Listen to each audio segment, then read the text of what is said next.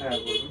আমি সিথির মোড় থেকে ছুটে এসেছি কাঞ্চন জুয়েলার্সে। একটাই কারণ যে ওর সাথে আমার একটা অন্যরকম সম্পর্ক।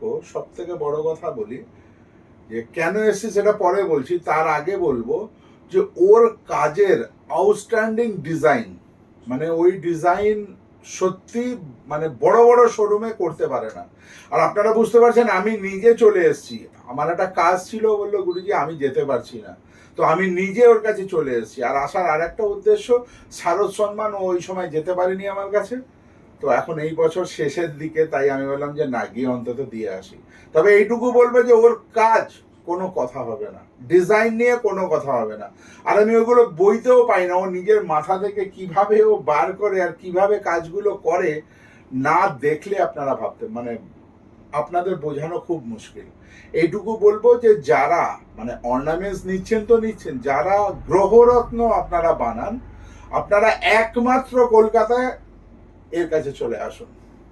কাঞ্চন জুয়েলার্স, শেষ কথা হবে, এটা আমার বক্তব্য। ভালো থাকবেন। আমার আমি জীবনে কোনোদিন হয়তো ভাবিনি যে এত বড় সম্মান আমি পাবো এবং এত বড় ভাগ্যশালী আমি হয়ে যাব যে আমি স্বয়ং শ্রী বিনয় মহারাজ গুরুজির কাছ থেকে এত বড় একটা সম্মান পাবো। না, এর উপযুক্ত তুমি তো এটা। আমি নিষ্ঠাভাবে আমার কাজটা যাতে করে যেতে পারি, একদম গুরুজি এইটাই। সারাটা জীবন যেন এভাবে ওনার আশীর্বাদের হাত নিশ্চয়ই আমার মাথায় নিশ্চয়ই রাখুন। থাকবে, ভালো হোক। এরকম এবং আমি নিজের সন্তানের মতো এর আগেও রাখুন। এসছিলাম, এসে হ্যাঁ। আমি ওকে বলে গেছিলাম যে তুমি বিশাল কিছু করবে তোমার জীবনে, তাই তো? একদম তো তাই। আমার মনে হয় যে সেই সময় আসছে, 2025 সালেই আপনারা অনেক কিছু চমক দেখতে পারবেন ওর জীবনে। ও ভালো থাকুক, গুরুজি সুস্থ থাকুক। আজ থেকে 1 বছর আগে ভবিষ্যৎবাণী করে গেছিল যে তুমি দেখো 2025-26। তা সত্যি কথাই আমি কোনোদিন ভাবতে পারিনি যে ও আমি এগোবে, কিছু ও করবো। হচ্ছে রেসের ঘোড়া।